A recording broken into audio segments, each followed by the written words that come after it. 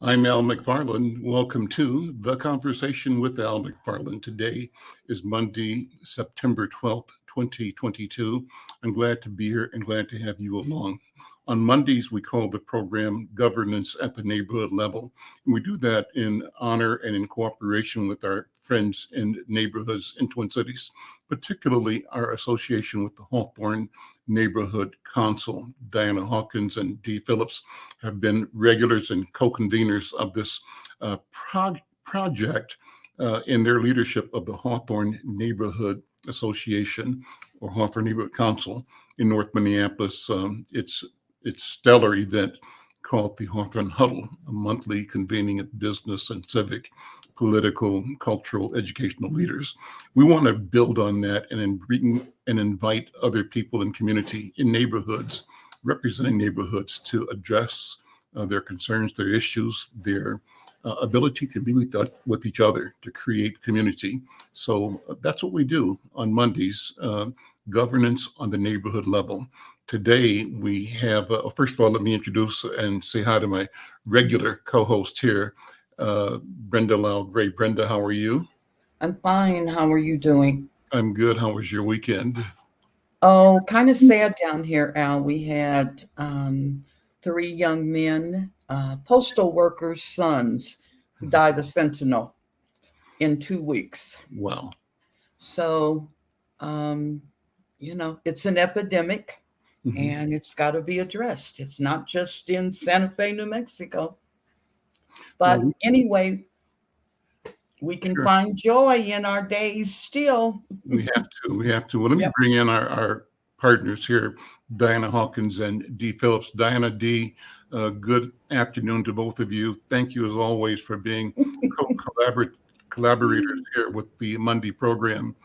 And Diana, I know you'll say we feel you to Brenda, because we've experienced the same thing with deaths from drug overdoses, opioid addiction, but also gun violence. And it's almost beyond the epidemic level. It's frightening.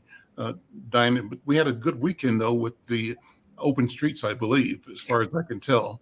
We had a good weekend out with open streets. It was reported that there was no drama, no gunfire, none of that. Everybody had a really, really good time. We had a good time at the backpacks. We gave over 100 backpacks away. We had people get lead tested. They got vaccinated. But I'm not going to take up too much time because I see Dr. Mueller has got to go, and I want to allow her time. How about you, Dee? Well, like you say, we had a good time at the backpack event. It was a good day. That's great to hear. Yeah. Great. Well, you mentioned Dr. Mueller. Let's bring her on right now. Commissioner Heather Mueller. Dr. Mueller runs the Minnesota Department of Education. She's here along with a colleague, Dr. Macarre Traynham. They both are here, and we want to talk to them about education.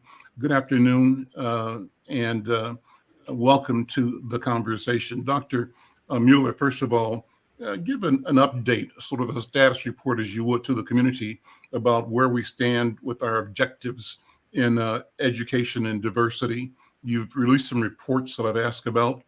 Give us an update. Well, thank you very much for having us on today. We really appreciate it. I think that what we know is that there are a number of pieces that we have really worked toward to really look at, one, diversifying the educator workforce, and also recognizing that we need to make sure that the educational opportunities that we have for our students, as well as for our families, are representative of the students that are in our schools and in our state.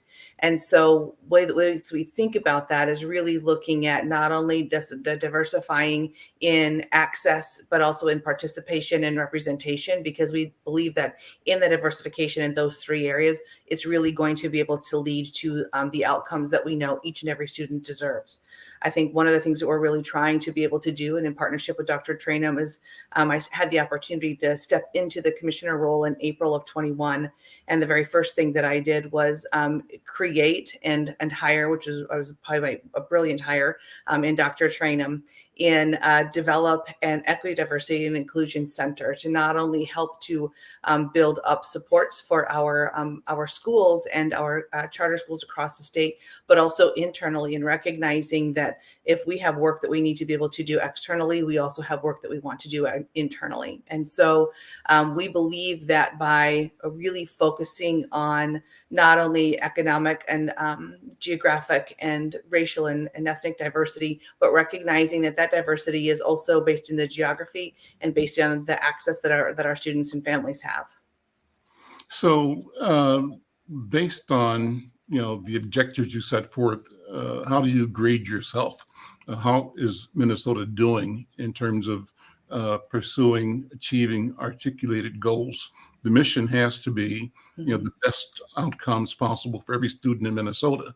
Minnesota is doing quite well for students in general, white students in particular, but quite poorly for students of color, particularly Black students. How have your policies, strategies both addressed and succeeded against some daunting challenges? Well, I think that what's important is first and foremost to recognize that we have an education system that was not built for every single student to succeed. And so in order for us what does that mean? What does that mean? Well, it really means that what our education system built 200 years ago was built primarily for white males, affluent white males. Mm-hmm. And so in an education system that has started to, that has shifted, right? With the population of students that are engaging in school and public education has shifted, but not the structure. And so I think that our role as the Department of Education is to look at the current system and structure and revise and revamp and dismantle areas where we know are inhibitors for every single student in our state. Dr. Traynham, jump in. How do you see your department, your mission in addressing that? And what's the status? How do we grade? How do ordinary citizens grade the state so far? Go ahead. Welcome. Yeah, first, thank you, and I appreciate being here. Glad to be here. And I think you're asking some great questions. The reality is we have a long way to go, right? This was not started in this era, but many, many years ago, decades, centuries ago, by which this has begun. And the work that we're trying to do out of the EDI Center is both internal and external, as the commissioner has said, that we recognize that in order for us to ask for people within the state to think about and to do things differently, we have to start with that process ourselves. And so within the agency, we have been working to build out our own understanding, starting with the ideals of EDI, and we've described equity, diversity, and inclusion as equity being about unlearning and relearning, right? There are behaviors and ideals and ideologies that we have to unlearn and then relearn what's needed in order to bring about a more unified environment, one that is cultivated and cultured for people to know that they not just are included, but that they belong within the space that they're in, right? And so trying to build out the ideals of a cross-cultural community, recognizing that people show up differently across the board, right? Across the board, we show up differently. And so how do we come together to not tolerate, but to be accepting of differences as well as similarities that we carry? And so starting with this idea of equity, which is, as we've defined it, unlearning in order to relearn, moving towards the ideals of diversity, which is knowing that people are represented and they're valued, and then moving us towards inclusion, which is really about building this cross-cultural community that ultimately builds out a critical consciousness within us to be able to look at what's happening, evaluate what's happening, recognizing how I might be doing things that are harmful, and how do I stop those things from taking place? How much of that has to do with the number of teachers of color in the classrooms in Twin Cities in particular, in Minnesota in general? Here's the reason I asked the question. Last week, Brenda and I talked with a dear friend of mine. You may know him, Tyrone Terrell. He heads the African American Leadership Council at St. Paul, but he was on because we were all sort of being shocked by and giving voice to the anger in the community at the triple murders in St. Paul last weekend. And in the course of that conversation, he talked about how this propensity, this move towards accepting or experiencing violence is really a pandemic in and of itself, and particularly affecting school-age children. He said it's not uncommon now for a grade schooler to be able to, if he or she chooses, to think about getting a gun. One gripping story was that he said that he had talked to a teacher who reported that a student, after some kind of conflict in the classroom, told the teacher, "Don't make me go home and get it." And the threat, the teacher understood, was a threat to go home and get a weapon and bring to school. So the question is, how are we as families, as community, society, but also as educators, as institutions, failing our children? And what do we have to do to ensure that no child feels either bullied or in fear of his or her life, or willing to create fear in other students or teachers? How do we do that? What do you think, Dr. Traynham? So I think there's a lot that goes into that. I mean, we have to acknowledge that, you know, violence is oftentimes bred out of not having our needs met, right? And so when our needs are not being met, there can be the propensity to do something violent as a way to get what I need, right? In order to access or to even release frustration or anger that I might experience because basic needs aren't even being met, right? And so I think one of the things that we do certainly across school systems is trying to have, right, universal minimally kids have food, right? That they're able to have something in the morning, they're able to have something in the afternoon, that there's programs after school for kids to be able to have productive things to go to. We recognize when students don't have anything to do, right? Idle hands, that impacts what they will ultimately get into if I don't have something that is productive and worthwhile. I think the other thing, and this is something that I used to talk about both as a teacher and when I oversaw a teaching and learning department, was helping to transition some of the education that we do to be about problem-based learning. What's happening within our communities and how do we use education as the tool for dismantling those things, right? And so often, well, when we approach education, it's not in a way that kids can necessarily see themselves connected. And part of the work that we have to do has to be for them to see themselves connected, understanding that the environment that they're in is not something that they created, right? And it is something that they can be a part of undoing. That they have the ability and a responsibility, right, to make the world around us a better place. And I think the more that we help young people and our educators look at education from how do I connect it to the experiences of my students, it actually changes how students see themselves, right, as part of not just being educated, but being an educator. Right, that I am part of educating my community in things that they may not be aware of, taking the expertise that's within my community to build up my community. So often we look outside the community for answers when so often the answers that are needed actually reside right there within the community. So, Commissioner Mueller, do we have the resources or the will to do that in our community? Did, for example, education in Minnesota get the amount of money it needs to do the best job it can do on behalf of children and families, particularly in a year where there's a massive budget surplus? Mm-hmm. Do we have the resources we need? And if we don't have them, what should residents, voters, citizens of Minnesota do to push and promote and secure the resources needed to fulfill the mission of education? Well, I think that the short answer is no. I think that what we know is in this last legislative session, there was access to funding. And because there was not agreement reached and the session ended, that funding that we were looking for education in general did not move forward. There were funds that came through during the pandemic, and there's a belief that those funds should be enough to carry our schools through. And the truth is that's inaccurate. that it created the opportunity to build programs to respond to the pandemic. We're in a place, though, in education where, because we have the will, because we do believe that each and every student matters, and that them coming to school, them having the education that they deserve, and our ability to meet their needs is paramount to not only their success as an individual, but to the success of our communities at large, then what we need to do is we need to be able to fully fund the education that our students deserve.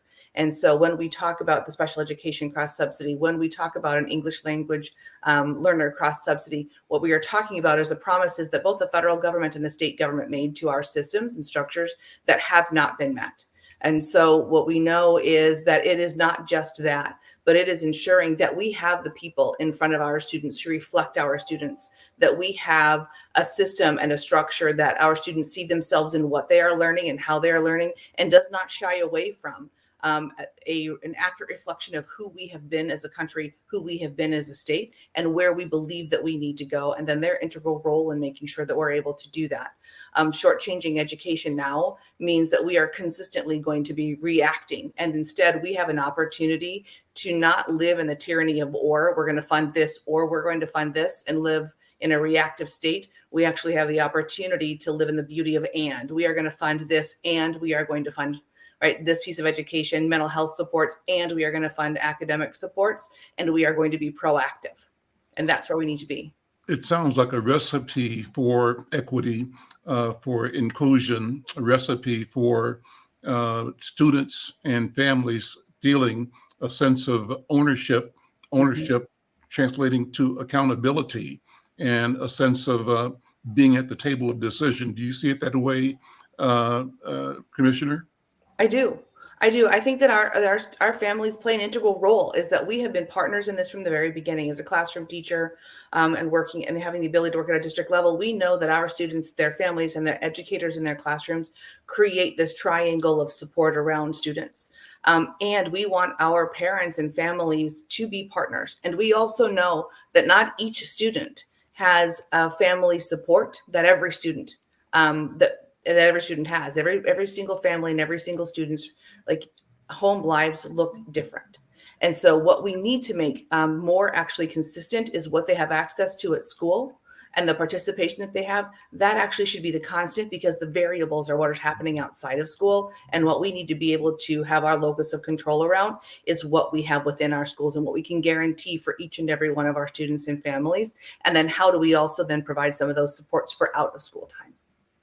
Don Allen commented in the chat or the comment section that Minneapolis and St. Paul had a record number of dismissals or cut, a record number of Black and Latino teachers. And he says the system is broken. You cannot be what you do not see.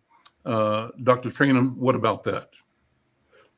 I would say no lies told, right? That there's no lies that have been told there. The reality is we know it's important to see what you want to become. I mean, we saw this with the women's movement, Si Se Puede, right?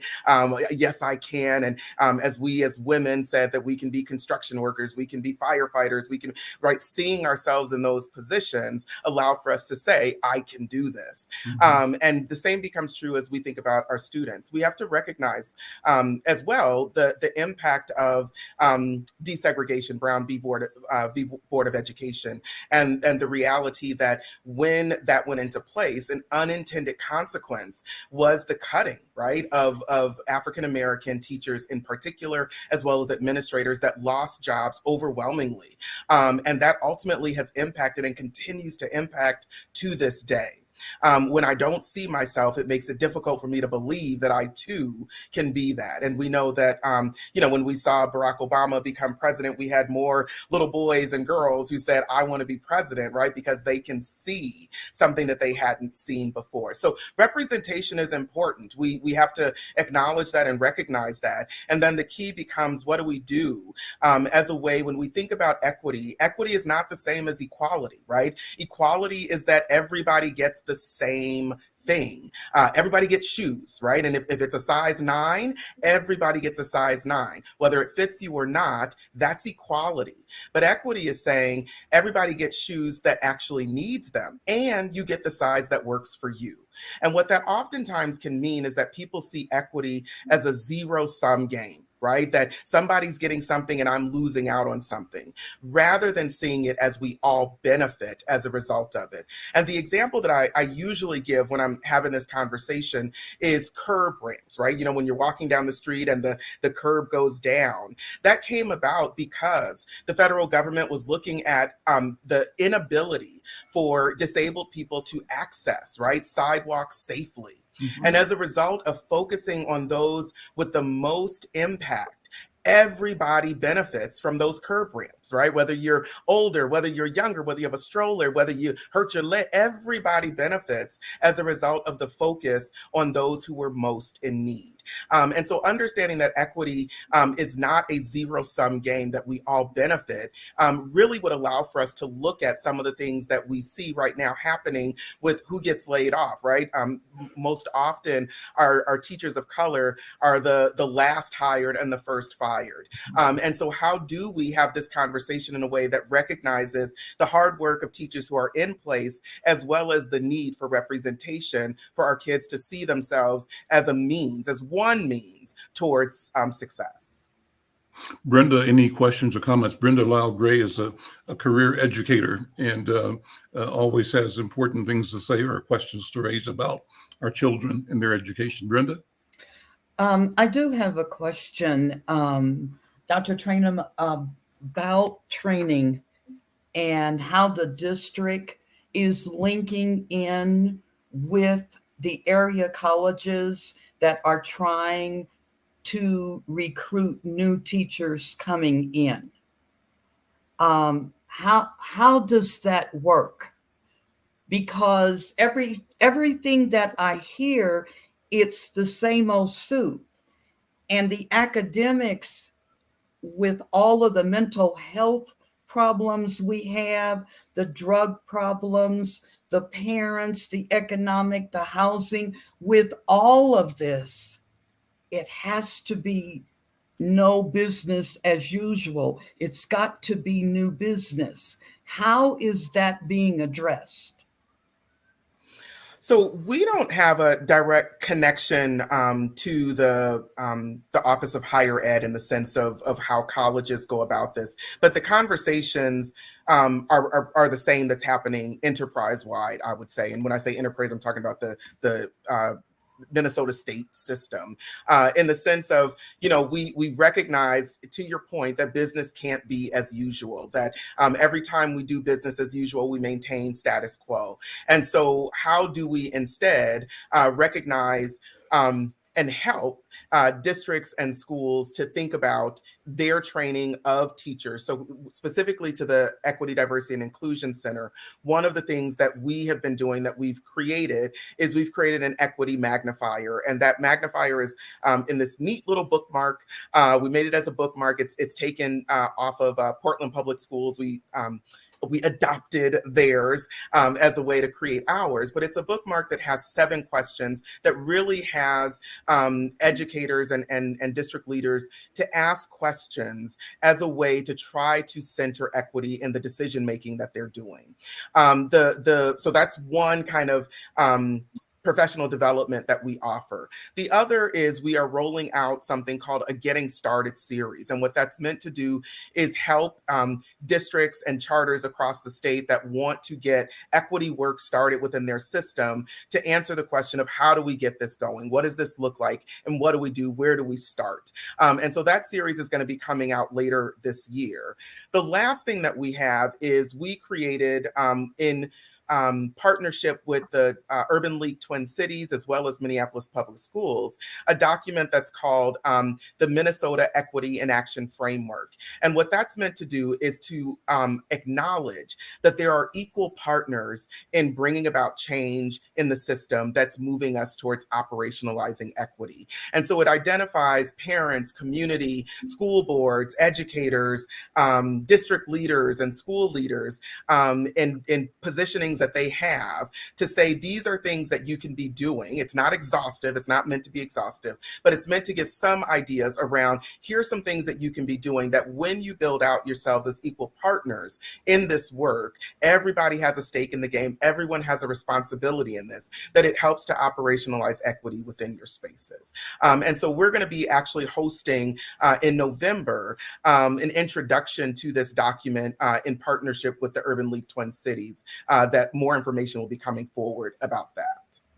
Commissioner, I know you have to leave shortly. Before you go, I called, I think, because I looked at the Due North, Minnesota's education plan, and I was pleased to see it. And that's kind of what I was referring to when I asked about what the state's vision, what the strategy is, what's the story right now.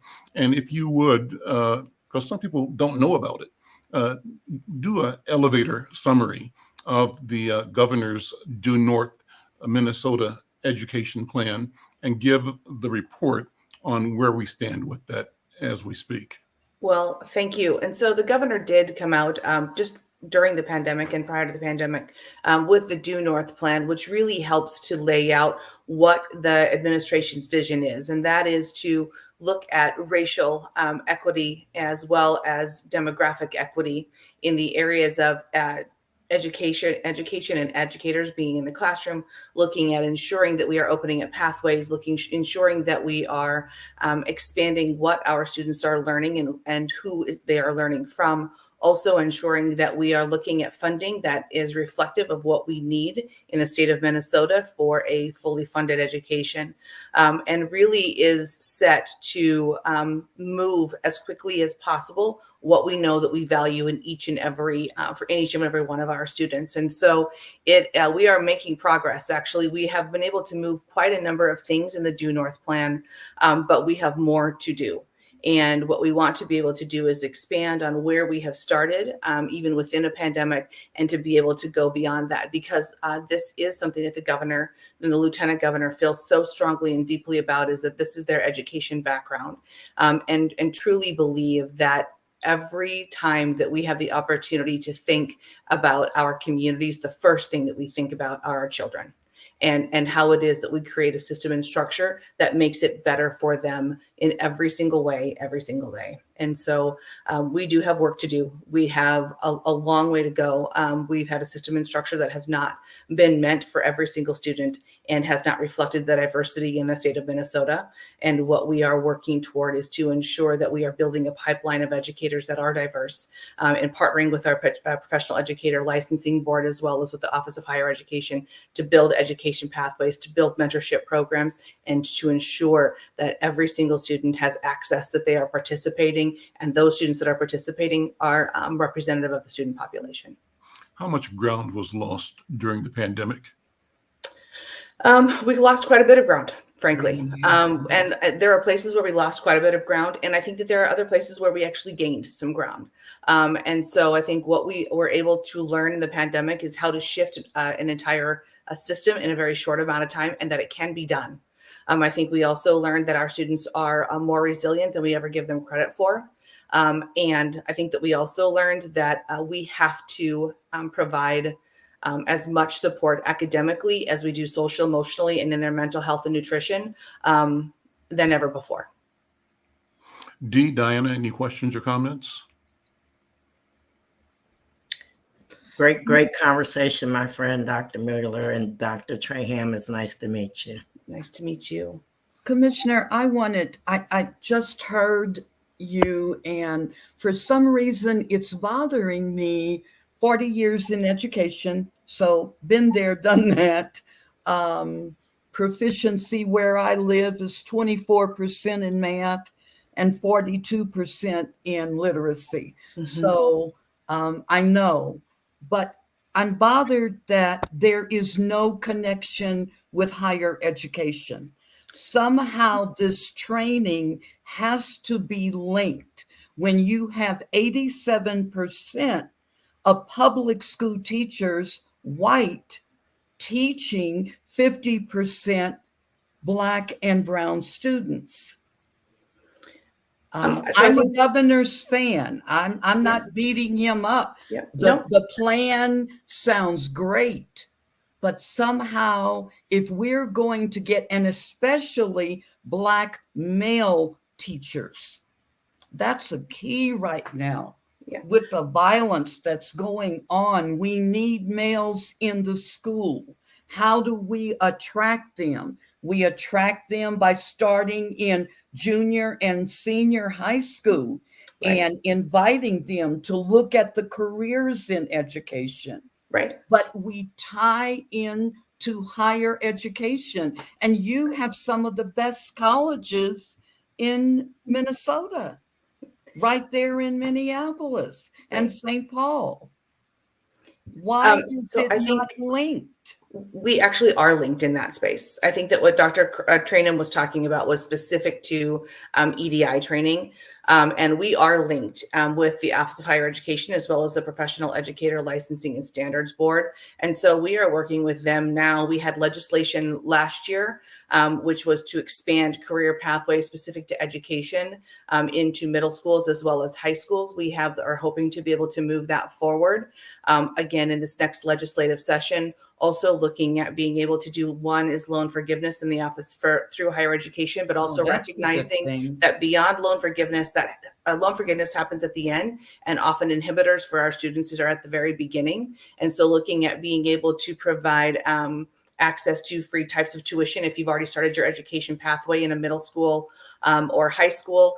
And so pieces like that actually are existing. We're also looking at building pipelines through our education specialists or paraprofessionals, having them come in as high quality educators, and then also building pathways through Grow Your Own. And so there are a number of different pathways. Actually, we're partnering with the Office of Higher Education on to build that pipeline, whether it comes from a middle school to a high school, somebody who's already who has been in a career and is coming to education new, somebody who is starting as a paraprofessional and wants to grow into that profession.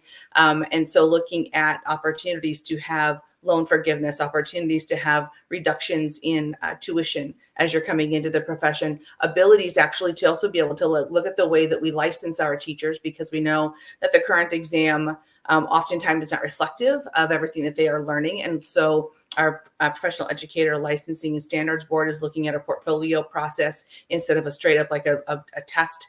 And so really looking at a more comprehensive approach in partnership.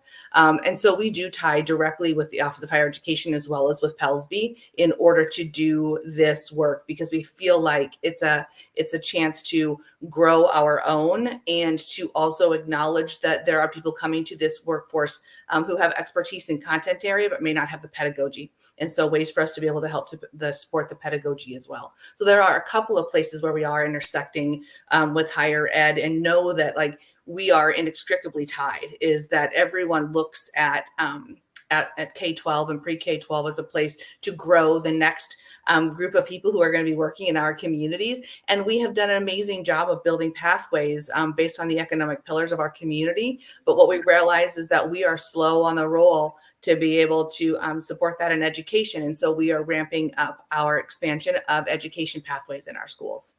Well, you're not alone, because, that's nationwide. Right. And COVID did that. But I think we've got to step beyond that. We've got to save these babies. That's right.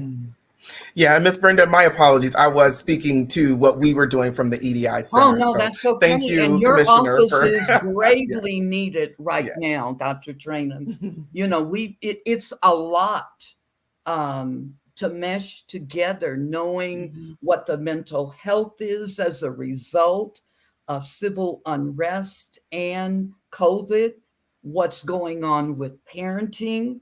You've got the GOP wanting to cut free breakfasts and free lunches.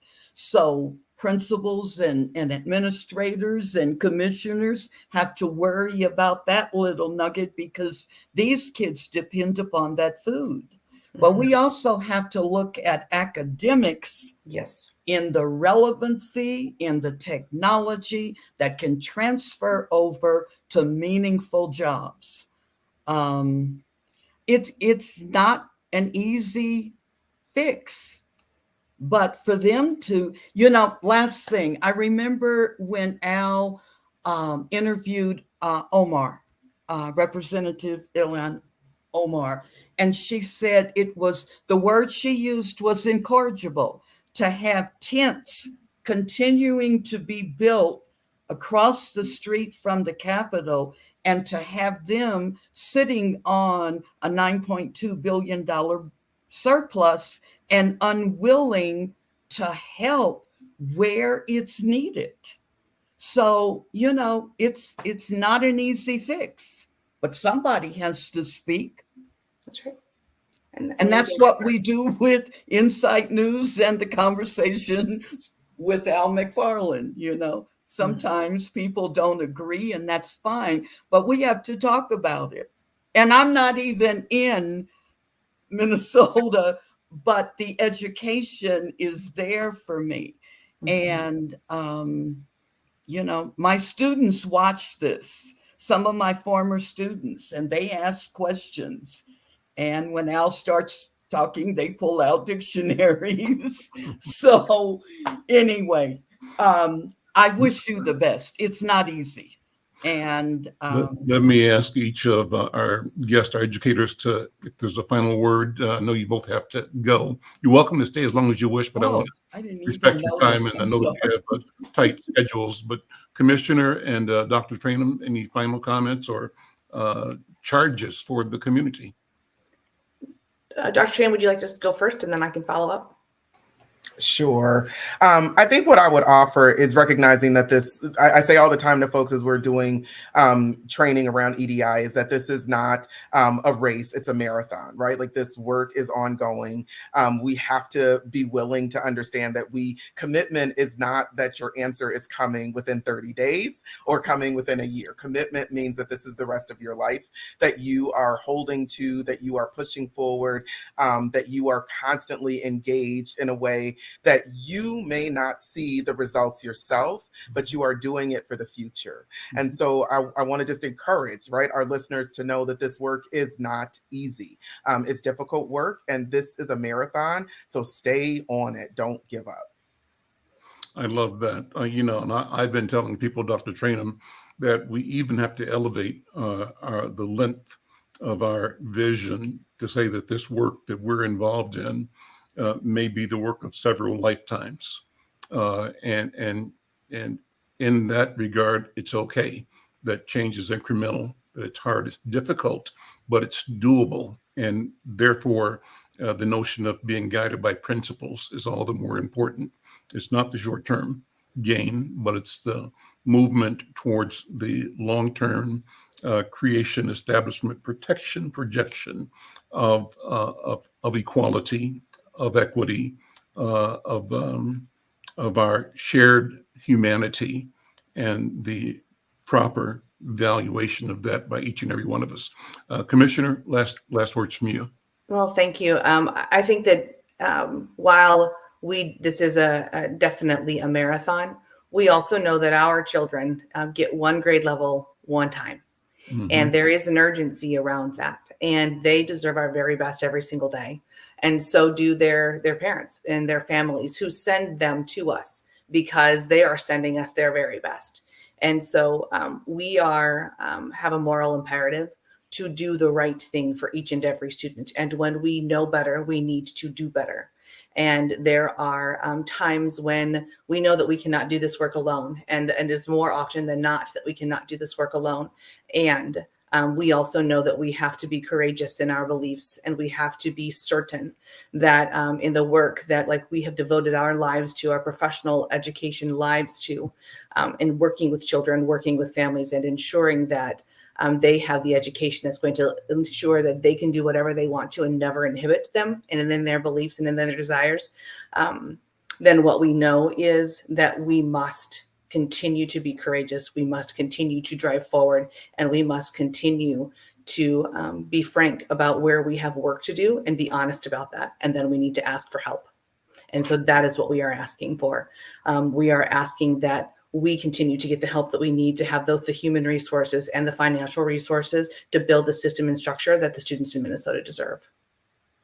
Thank you so much, Dr. Mueller, and thank you so much, Dr. Traynham. We invite you to come back as often as you wish. We want to keep our communities aware and apprised of progress being made. Thank you so much. Thank you. Thank you for having us. We appreciate your time. Nice meeting both of you. Nice meeting you as well. Same here. You guys have a great day. Let's pivot. We touched on the question of violence in the community, and we've got one of the people who's on the front line with discussing and problem solving in the area of youth violence. Princess Titus is here. Princess Titus, good afternoon. Jump in, start with talking about what we were just talking about, the impact and the role of the state's education apparatus to support our families and our children, but then talk as you would about things that you see happening, unfolding in community right now to address some of the crises associated with gun violence in our neighborhoods. Thank you, Al, for allowing me this space. I'm Princess Titus. I'm one of the co-founders of Standard Edition Women, which is a collective of women who've used radical thinking to begin to live a standard edition of themselves based on their behavior and how it will impact their legacy. So when I listened to the conversation, I was once a licensed teacher and a mother who wanted to splash in puddles and bake cakes with my children. But when they stepped into the community, the police was wondering what were they doing. Other young men were wondering what they were doing. So really what we're trying to do on a grassroots level is use radical thinking to redesign a culture that we believe our children need to live in. Women who have endured the trauma of losing a loved one to substance use disorder, self-harm, or gun violence, may it be police or community, are often put in a situation where they don't think that they can be helped, but they want to help someone. And so to carve out a space for those women to do some intentional healing often puts them in a situation where they want to provide supportive services for someone else. Did Lucienne come on today? Is she going to be with you? Do you know? Is she here? I don't think so. Okay, so let's just keep going. We've got some time for you to stretch out and sort of educate, share your passion. How has this past weekend, for example, this past week impacted you, and how does it impact children and our families? The heightened violence that we've experienced here that Brenda talked about in New Mexico. What happens in our families when we have this trauma? And thank you for asking that question. And so as I talk to the 77 women I'm connected with who have all lost someone really important in their lives in a different way, some women shut it out and they don't stay connected with current events because it's challenging enough to remember to pay the light bill and to sign the paperwork for the children to go back to school or to open the mail. A lot of other women, like I said, are on the front lines. We've connected with some of the young people who are in the prison, who've been incarcerated because they've committed these crimes within a project we call All from the Inside. So coming home to North Minneapolis, which is where I lived and served for 27 years, and thinking about that corner or that area that definitely needs healing. When I talk to men who are incarcerated about that area, and do we need more policing or do we need to just boycott the store that's in that area? They're concerned about the needs of the young children on that corner because they were once the young children on that corner. So they and it's really challenging because we were just talking to people from the education system, and from my belief, education is about getting you to remember the way that we've shaped this world. And if we're really looking for true change, and that's what they're saying, it's this marathon that we're going to have to run of getting people to think about their thinking a little different. And so when do we start to not tell people information, but start to ask those people that are standing on the corner questions? And so these men have put together like a list of questions for me. They're almost like little fortune cookies, but it's like, do you remember what you wanted to be when you grew up? Do you know that your mother and your father loves you? Do you know what your name means? And they're just like flood the area with this information. And I'll come back and say, boots on the ground. I know there's churches that will come into that area and, talk to people about God. And they're like, no, that's not what we said. Because a lot of people have been through so much that maybe they're angry with their creator. So don't come to them with that first, but get them to leave them with something so that when they're away and alone, that it can speak to them and they can remember themselves. It kind of reminds me of when you meet a person in their basic humanity. But for men who are in prison, who are kind of thrown away, so to speak, a community that doesn't get A1 service, A1 food. She was talking about how do we change the diet and the mental health needs of the young people in the education system. Often the mental health of the men who are incarcerated and the food that they get to eat is not a priority, right? So we know that to expand and prioritize those things, we need radical solutions. We need evidence-based practices, yes, but when are we going to stop trying those things we once tried? Because this is a newly evolved generation. One of the things we're doing tonight specifically, and I'll try to talk slower because I talk so fast, because my passion comes from actually my son losing his life to gun violence 12 years ago. Anthony Titus was hit by a bullet intended for another child 2 weeks after his 16th birthday. And I removed the street memorial and invited children to come to my home, not knowing that 759 children would come to my house. Oh. And I know that because I had, as a teacher, I always had like art supplies and stuff. So I put these big sticky papers up on the wall and allowed children to share stories or leave their phone numbers. And some years later, I read those and there was 759 unique individuals and 60 repeat visitors.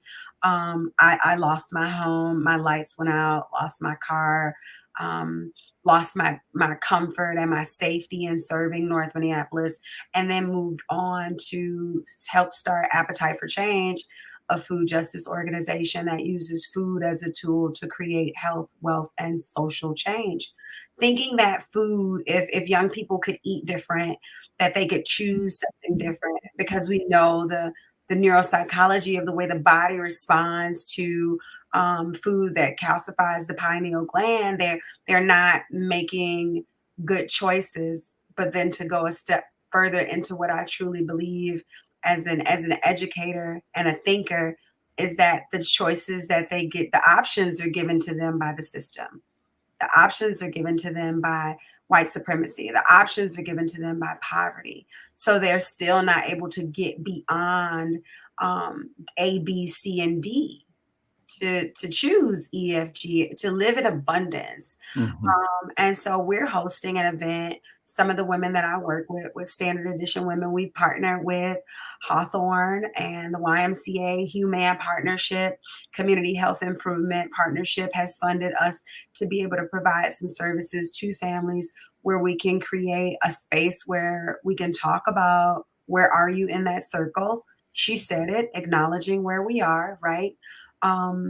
And the choices that you get to choose from, activating your own personal power and choice based on your goals, but making sure your goals are fueled by your values. If we truly want to save our children, just to have the goal to make sure that my child like grows up and gets to college and, follows the law and doesn't get shot. Like, we have to add that in there and say that intentionally because we value health, which means we'll do healthy things. We'll eat healthy food. We'll listen to healthy music. We'll go to places that are about health and healing. We'll heal ourselves. To offer self-care to our children takes for us to offer self-care to ourselves. So there's this beautiful intergenerational experience we've curated where the parents and children will eat together, and then they'll do some separate work, and then they'll come back and the children will offer something to their parents as a declaration of what they're choosing for themselves. The parents will reinvest and offer something to their children just to acknowledge that mitochondrial connection. And then we'll come back and stay in contact with those families. So we're hosting those September 12th. That's tonight. We'll have one September 19th at the one September 19th is actually at Big Brothers Big Sisters. Mhm. And then there's one September 26th at the Harold Mazzell North Community YMCA.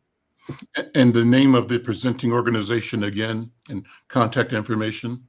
Standard Edition Women, and you can reach out to me, Princess, personally.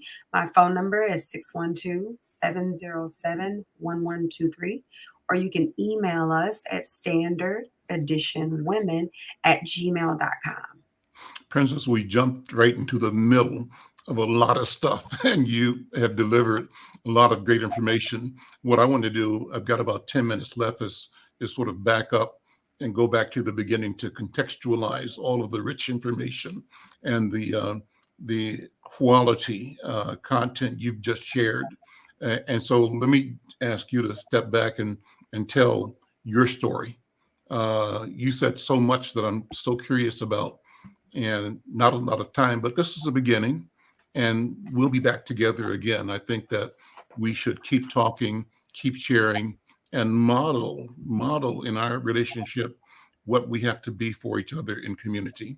And so in that spirit, I want to ask you if you just step back and talk about who Princess Titus is, and where you have come from. Whose shoulders do you stand on, and what vision drives you? You mentioned one of the critical, painful points of your life, the loss of your son. Talk about that again too, and how all of that brings you to this moment. And thank you for that, Al, for being truly a steward of the people, because often when you're in the trauma, that's how it is in your mind. Mm. It's just it's a clump of solutions, it's a clump of what happened, it's a clump of strength and all of that. So thanks for pulling me back and allowing me to just share where it comes from, and not, ostracizing me or making me feel as if that's not okay, because that's the space that I'm in. So 27 years ago, I left Chicago to come to Minnesota. I didn't know anyone here. I just knew, I said I'm a refugee from Chicago because it wasn't safe.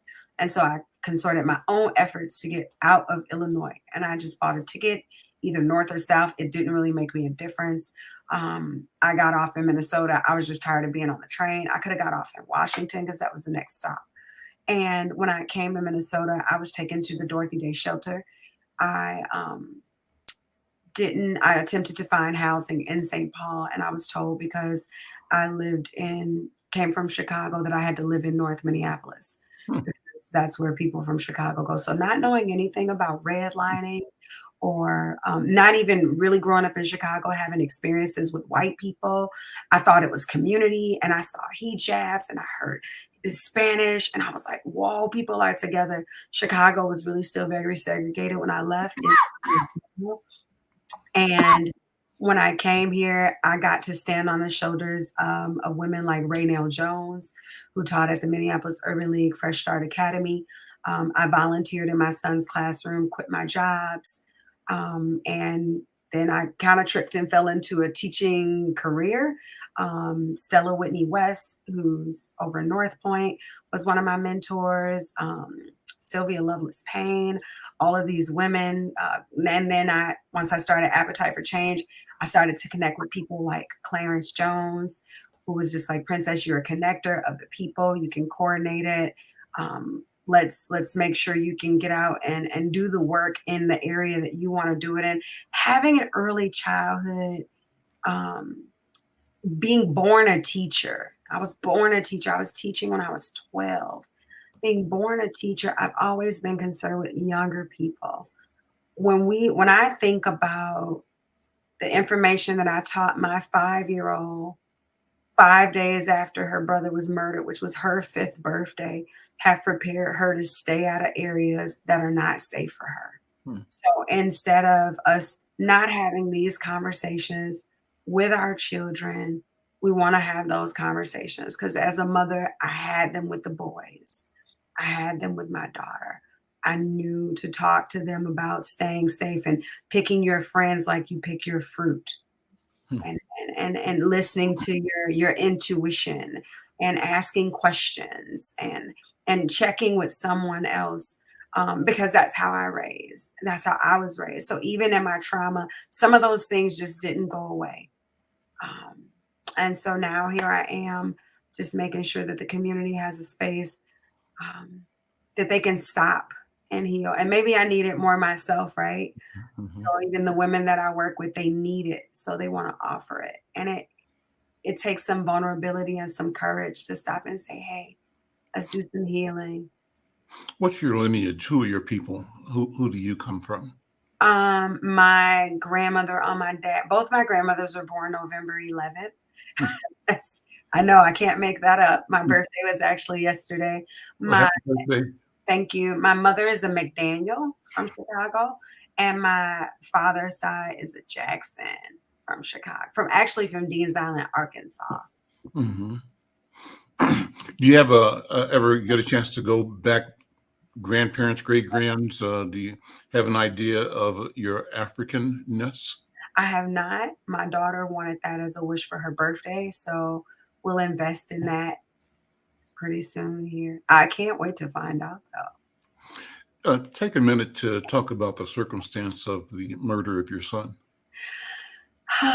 Anthony it was the 4th of July. He had turned 16 on Father's Day, and it was really odd because I had just graduated Metro State, and as I was spending time with both of my children, my spirit was speaking to me like, which picture would you use for an obituary? And I just remember thinking that, and then thoughts passed. And he was supposed to go to a party for a young girl, 2-parent household, no drinking, no drugs, on 28th and Fremont. The young lady had a hard time graduating. She was one of my students and after school. And so the parents invited us, our family. So I sent Anthony to represent. I went to Minnehaha Falls to spend time with, so my daughter could spend time with her father's side of the family. And my son, Jesse, I had just took him to Hazleton and spent $5,000 for him to go to treatment for his chemical dependency issue. And they gave me my money back and told me that they could not serve him, that he should go to African Family Services, and gave me a printout of a sheet that was from like 2008. And AFS was not offering, chemical dependency treatment anymore in South Minneapolis. And so Jesse and I were together because I just wanted him to be healthy. And as we were walking up to view the fireworks, someone said, Fat got shot. And I turned around, and the world that was once in front of me, to be able to go take my last teaching test and be a teacher and pay off my house, and a house with a white picket fence. I wanted to paint black because my president was black.